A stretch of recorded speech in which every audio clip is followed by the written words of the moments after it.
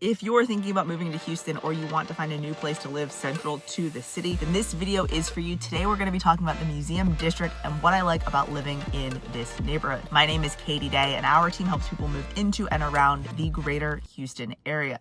So first, I want to kick this off by starting out and talking a little bit about the history of the Museum District and how it came to be what it is today. So back in 1977, the Museum District in Houston began as a grassroots movement led by Alexandra R. Marshall. The concept was to create a pedestrian-friendly district with the Museum of Fine Arts at the intersection of Bissonnette Street and Montrose at its core. At the time, the area had fallen into disrepair, badly needing attention from the local, county, and state governments to improve the roads, beautify the area, which was unsafe for pedestrian traffic and people cycling, things like that. Eventually, by 1983, the Houston Museum District Association was formed to oversee the development of the district. The association worked with the city to improve the infrastructure of the district, including sidewalks, streetlights, and landscaping. They also worked to attract new museums to the area. Since its creation, there have been numerous efforts, including community improvement projects, tree planting, sidewalk planning, and expansion to ensure that there is public transportation to and from the area, police support, and cultural events. Right now, today, the Museum District is a great place to be able to walk around, attend different events, and obviously it's a great place to live as well. So you may be thinking, where is the Museum District? And there are two different differentiations for what I consider to be the Museum District. The first would be the real estate or geographic space, which would be considered to be bound by Main Street on the west, Herman Park on the south, and then 288 on the east and 59 on the north. The Museum District and Rice are often kind of grouped together, and you can also describe it as south of 59 and west of 288, where the right side or the east side of 288 is considered to be 3rd Ward or Riverside Terrace, depending on where you are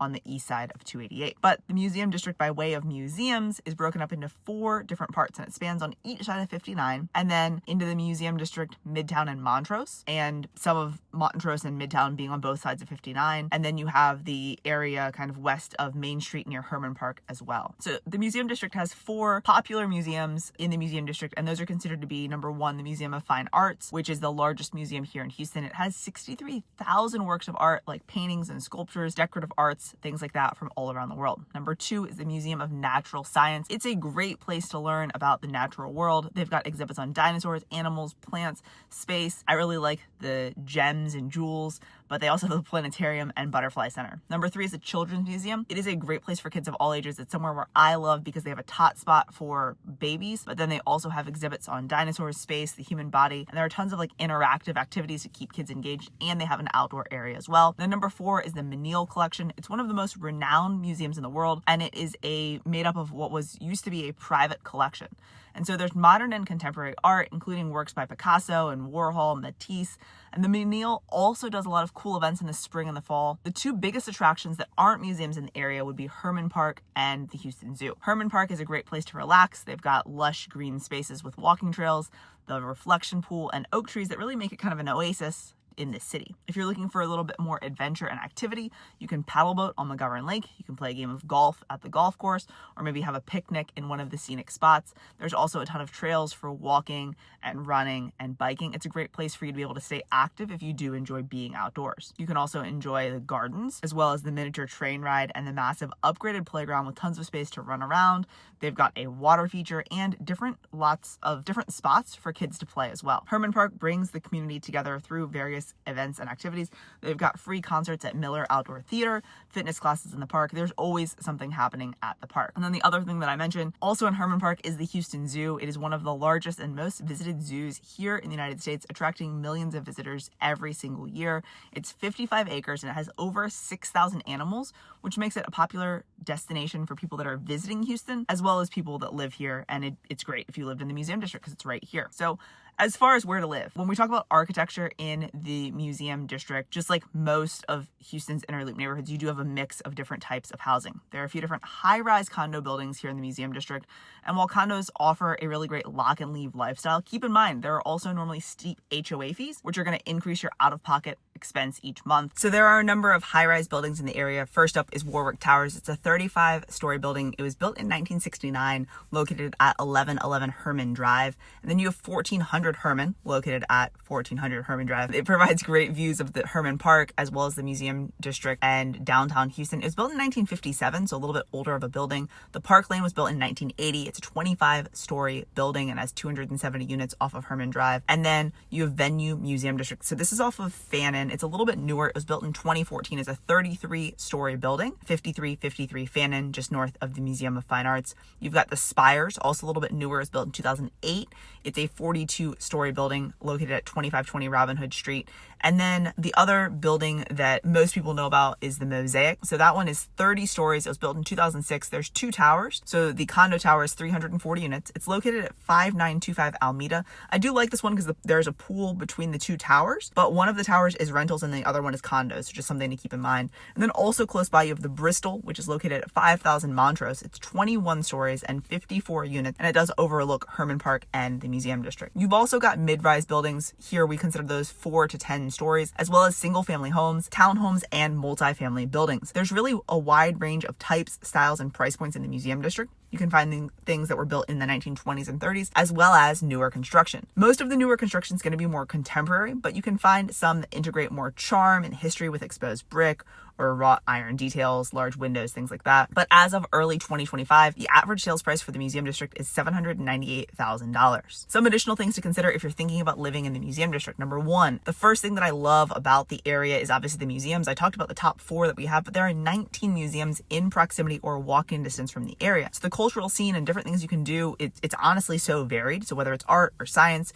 catching a concert, there's a lot that you can do no matter your age or interests. During the summer and spring, they do have free concerts at Miller Outdoor Theater, which is cool because you can reserve seats down in the actual seated area, or you can do lawn seats and bring, a bottle of wine and some food and make it a picnic. Number 2 is the great restaurants. My favorite ones for an easy meal are Barnaby's, Dak and Bop, and Foddy's off of Bin Street. They offer quick and easy dining. Barnaby's has great burgers and salads. Dak and Bop has awesome crispy Korean fried chicken wings, and Foddy's offers really good Mediterranean food. If you're looking for something southern, we've got Lucille's off of La Branch. That's pretty good. They're open for 2 different services. They have breakfast and brunch and then dinner. They are closed on Monday, so keep that in mind. And then the Ion also offers food options as well. So the Ion is the former Sears building. It's been redesigned as the hub for technology and innovation entrepreneurship. They often have events here, and they have office spaces to rent, as well as, again, the food. So you have Late August, Limbar, Second Draft, and then the Ion Cafe. And they also recently opened up pickleball courts here as well. If you're looking for something fancier as far as food, you got Davis Street at Herman Park. They're only really open for dinner and then Sunday brunch.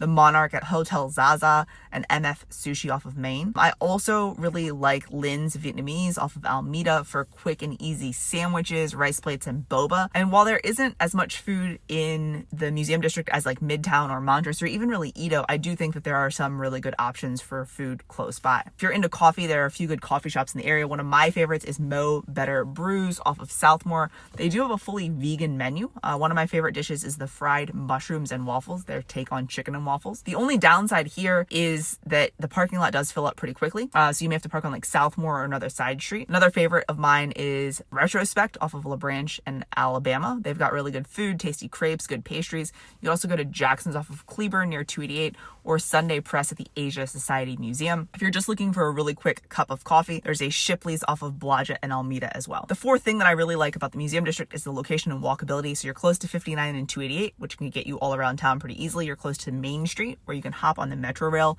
going towards the Medical Center and NRG, or towards downtown. You're north of Herman Park, Brays Bayou, and the Medical Center as well. So you've got the central location. That means you have access to major employers like the Medical Center, University of Houston, and obviously downtown Houston. So whether you're in healthcare, education, or just have a corporate job, you'll be well connected to be able to get around. Many of the people who work in the area really like not having to spend as much time commuting. The Museum District is accessible by public transportation like the Metro Rail, so you can get straight to downtown or the Medical Center pretty easily. I've had some clients that were like couples that shared a car, since one worked in the Med Center and one worked downtown, so they didn't have to do a ton of driving and they could share a car living in the Museum District. With everything from major employers to the Medical Center to community events, the Museum District, in my opinion, is a great place for young professionals, families, and retirees. And for those considering the cost of living, it's worth noting that the housing, although the average sales price is pretty high, there are a ton of different housing options from condos to homes, so you can really find something that will fit your lifestyle and your budget. If you've got questions about living in the Museum District, please don't hesitate to reach out. Thanks for tuning in, and I'll talk to you soon.